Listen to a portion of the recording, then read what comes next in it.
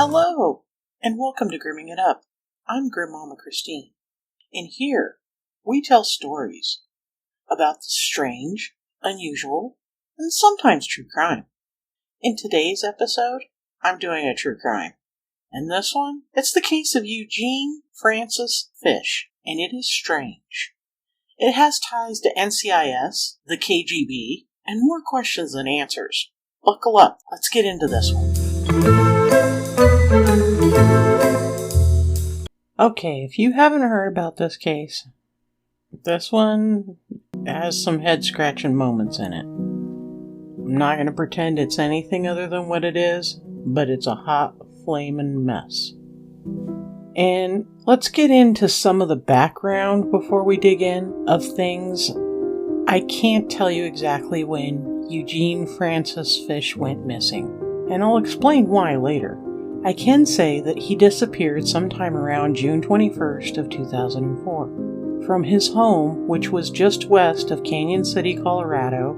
His birth name was Eugene Francis Fish, and he was born and raised in New York. He went by Gene to his friends and family. Gene was 5 foot 11 inches tall, and he weighed around 190 pounds. He was Caucasian, with dark strawberry blonde hair, and he had blue eyes. He also had a crippled left finger. His birth date was May 24, 1950. When he was reported missing, he was 54. I can tell y'all that the Fremont County Sheriff's Office, Gene's family, and his friends believe foul play is involved with his disappearance. No arrests have been made as of March 2023 when the blog post was written, and when I checked again today, again in March 2024 before recording this podcast, there has still been no arrests made. I can tell you that this case has me scratching my head for several reasons. One reason is that the investigating officer has been investigated for mishandling evidence and misconduct that may or may not relate to this case. Also, that this case has me intrigued about no-body murder cases in Colorado that have led to convictions. And there's a whole lot of contradictory statements from Gene's wife, Lynn, which we'll get into, and you can make your own assumptions on some of these. Let's start off with a little bit about Gene's work history. So, as we first get to know Gene, he was an only child of Bill and Agnes Fish. Most of Gene's family, including his parents, lived in New York. Gene graduated from high school there and later graduated from Siena College, also in New York. After he graduated, he went into the Air Force. And from the Air Force, he moved on to the Naval Criminal Investigative Services, or NCIS. And after his time with NCIS, he worked with Nuclear Regulatory Commission of Magna in Utah. In this position, he was part of a contract where the Soviets, they would come to the U.S. for inspections as part of the Strategic Arms Limitation Talks, or SALT. This was part of an Intermediate Range Nuclear Forces Treaty and functions between the U.S. and Russia. Gene retired from this position in 2002 or 2003, and then moved to Colorado with his wife Lynn. This will come into play later. You'll see. It gets weird. His last job sounded very much like the mutual disarmament at the end of the Cold War between Mikhail Gorbachev, the last leader of the Soviet Union, and Presidents Ronald Reagan and George H.W. Bush. Not playing, y'all. I can hear Sting song Russians playing in my head. Anyhow, let's get back into this case. What was Gene Fish like? Well, Gene called his parents every Sunday, mostly to talk to his mother Agnes and sometimes to Gene's father Bill. But the two, father and son, didn't see eye to eye all the time and would sometimes argue. Some family members report that Gene would still accept gifts from his father, like money and land and valuables. Bill was taking care of Agnes, who had been diagnosed with Alzheimer's in their home in New York at the time of Gene's disappearance. Gene would buy homes and fix them up and resell them. I think this was something like modern house flipping. And Bill would also invest in some of these ventures for Gene. Gene maintained friendships with people he had met throughout his life, some extremely long-standing, and he is reported to have made friends easily. People commented on his other traits, such as his charisma, his punctuality, and his dedication. Some of his cousins reported that he could be a bit of a ladies' man. Lynn and Gene were married in February 18th of 1997 in Las Vegas, Nevada. They had met 4 years before. This was Lynn's second marriage, and she had a daughter from her previous marriage. I couldn't find any sources that said if the daughter had lived with the couple or any further information on this aspect of Gene's life. I can see how being in the military might have fostered punctuality, as my father raised me as a military brat, and his motto was if you were on time, you were late. Hence, I've developed the habit of being at least 5 to 10 minutes early from a very young age. Nonetheless, I'm telling you this so that when we get into some statements later, you can understand a bit about what I mean about shade being thrown on Gene by Lynn. Some of her statements seem to be a stark contrast to those made by Gene's friends and family. And at the end of the day, he was a person, good, bad, or otherwise. He was human. The pair moved from Utah to Colorado, where they purchased a 35-acre parcel of land and began setting up their new modular home. The land was in the Tallahassee area of the Bar T gated community west of Canyon City off of Highway 9. This area is close to the Royal Gorge Bridge and is still to this day very remote. It's beautiful up there. I was staying up there for a while, for like a year and a half in our RV, and I gotta say, it's a really nice area. I enjoyed my stay there very much. But this part of Colorado is a nature lover's paradise. It's close to many areas for fishing and hunting, and it isn't uncommon to see deer, bears, mountain lions, coyotes, bighorn sheep, and even elk wandering through these valleys. This would be a great base of access for ski resorts and hiking and general tourist opportunities, since it's centrally located. According to some of Gene's friends and family, hunting attracted Gene to this area. He had an extensive gun collection that included 4 or 5 pistols and several long guns, or rifles. Lastly, according to interviews with friends and family, no one was aware of any issues or problems in Lynn and Gene's marriage prior to his disappearance. Now's where the fun begins. We're going to get to start to talk about the actual disappearance. On June 29, 2004, Lynn called Gene's father, Bill, and told him that Gene had left on June 20th. Later, she said it was June 21st.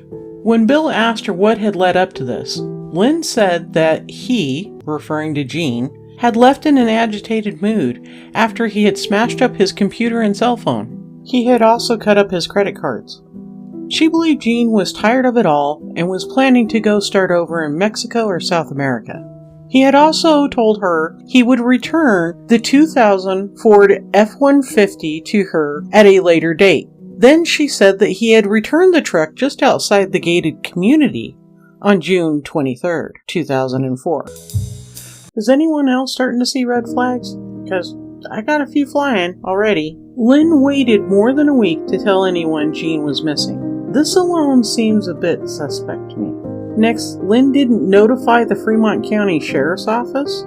The truck reappeared within 3 days later, or 2 days later? Now, who notified the authorities that Gene was missing? Well, that would be Gene's friend, Chuck Del Duca, filed a missing persons report on September 1st, 2004. Chuck was a police officer in New York, and he found out his friend was missing through a concerned call from Bill. And Bill had told Chuck everything that Linda had told him, and things weren't adding up, so Chuck reached out to the Fremont County Sheriff's Office. One of the concerning points for Chuck and Bill was Gene's weekly calls to his mother, Agnes. This was highly unusual. In addition, Bill had heard from Gene on June 20th. It was Father's Day and a Sunday. Gene had mentioned no issues with Lynn, and he didn't seem agitated or in any way different from usual. The first visit from the sheriff's office to question Lynn was on September 2nd in 2004. So on September 2nd in 2004, Sheriff Officer Richard Dodd went to see Gene in Lynn's home and to investigate the missing persons report from Chuck Del Duca. The papers aren't clear if Officer Dodd was alone or if another officer was with him on this initial visit. Lynn recounted the same story that she had told Bill, and officers from the sheriff's office later interviewed neighbors, members of the Homeowners Association, and Gene's family and friends. Around September 9th in 2004, Lynn hired a lawyer.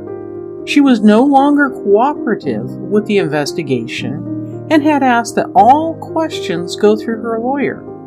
Lynn could have done this for many reasons, but the lawyer stated that the investigation of Gene having gone missing had overly stressed her. Bill hires private investigators. So, a few months of not getting any additional information from the Fremont County Sheriff's Office, Bill decided to hire a couple of private investigators. And some of you might recognize their names if you're fans of the television series Homicide Hunter, since it has been mentioned often in the 8-year series. Lou Smith and his partner Dave Spencer, both retired as homicide detectives from the Colorado Springs Police Department, and this is who Bill hired. A reward is offered. The Colorado Springs newspaper, the Gazette-Telegraph, ran a news story about Gene's friends and family offering a $10,000 reward for anyone who could provide information to help locate Gene Fish. This article points out that after Gene's 30-year career working for the federal government, it seems suspicious that he wouldn't even tap into his retirement revenue of $4,500 a month since his disappearance. I think the friends and family raise a valid point. If he were going to start over, why wouldn't he use his retirement money? He wasn't running from the law, and he wasn't hiding from anyone. What would his 2004 monthly retirement income of $4,500 be today? It'd be roughly $7,247 a month in 2023. So this isn't small change this guy isn't using. He's built up a life with this, you know?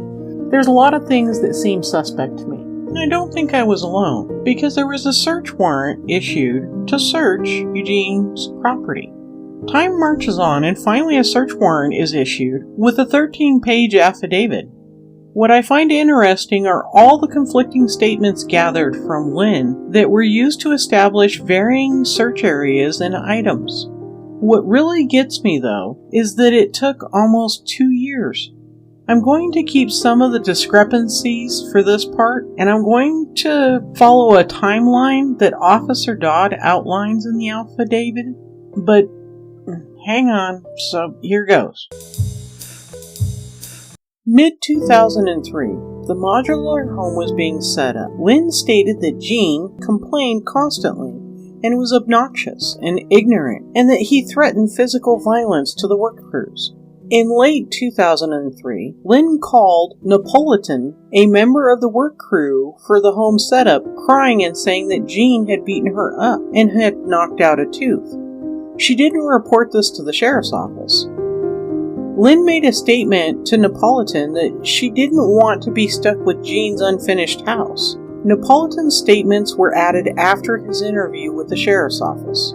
In January of 2004, Lynn reported a shoving incident to the sheriff on a phone call. She stated that Gene had shoved her, and she also told the sheriff she didn't want to make an official report. Later, when the sheriff followed up at the home and spoke with Gene, he indicated that he had taken care of the problems. On June 20th of 2004, Gene called his father to wish him a happy Father's Day. Lynn told Bill that Gene had taken off on June 20th, but when they questioned her about Gene's phone call with his father on the same day, she said that Gene had left on the 21st.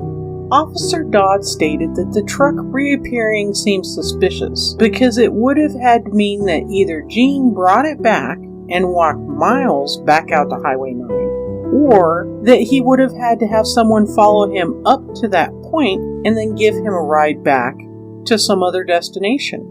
Another discrepancy about the truck's reappearance had been on September 2nd, 2004. Lynn, when asked how she got the truck back up to the house, had stated that there was only one ignition key left with the truck. In the statement on June 16, 2005, she said she had used a spare set of keys that were left in the house to bring the truck back. On July 2nd, 2004, Lynn told Bill, Gene's father, that someone had smashed the truck's CB radio. During the initial visit to the property on September 2nd, in 2004, an officer had asked if the truck had a CB radio since it still had an antenna. Lynn had told officers that it never had a CB. Another discrepancy Dodd noted was the amount of money that Gene had taken with him. Initially it was $8,000, then it changed to $8,500, then to $20,000, and even went as high as $25,000. Initially Lynn reported that Gene had smashed up his computer and cell phone. When the sheriff's office checked with the trash hauler and the community dumpster, Dan Ogden reported that nobody had put any smashed up or otherwise computers in the dumpster.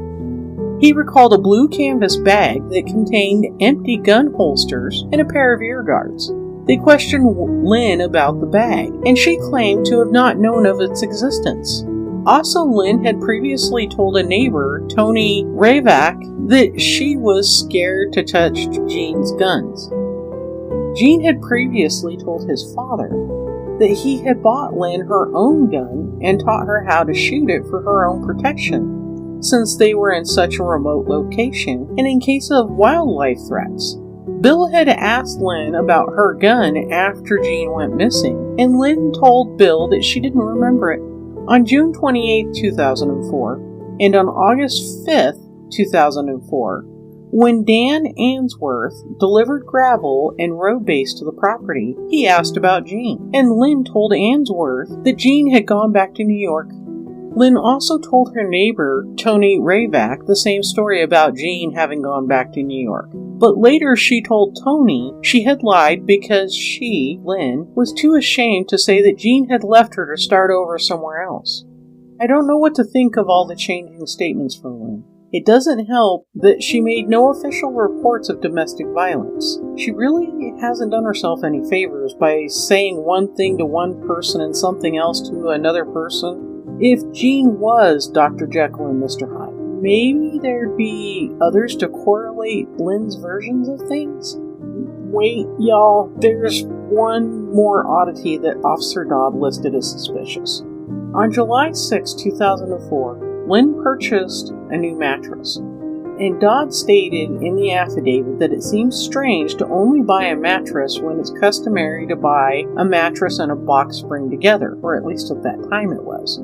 Dodd inquired of Dan Ogden again of this development, and Dan stated that there had been no mattresses in the community bin. Next, Dodd asked the company that had delivered the new mattress if they had disposed of the old one, and he got another no. Personally, I would have found this suspicious as well, considering the event took place a little over 2 weeks after Gene's disappearance. From just the search warrant justification, I wonder if they could have charged Lynn with impeding an investigation, falsifying information, misleading authorities, or something. But what did they actually find with the search warrant was my next thought. And evidence was reportedly obtained from Gene and Lynn's property, and is going to open a can of worms that you all are not going to believe. Some of the items taken from the property were a gray security box that contained money, letters, a birth certificate, and a passport. Elsewhere in the house, a compact Pisario tower, a Memorex 3-inch disc in an envelope, which those were disk drives, how people say things like jump drives today. There was blood on a rock wall that was noticed by the sheriff's deputies who executed that search warrant. The Fremont County Sheriff's Office brought some of their search dogs to the property, and as part of the search, the dogs had previous experience with detecting both narcotics and cadavers. This affidavit didn't mention if the dogs had keyed into any specific locations on the property, or if they led the officers to any additional evidence. Well, what are the results of the search warrant items? Well, you see, this is the part the Fremont County Sheriff's Office may be keeping a tight lid on, or here we go down another curious rabbit hole.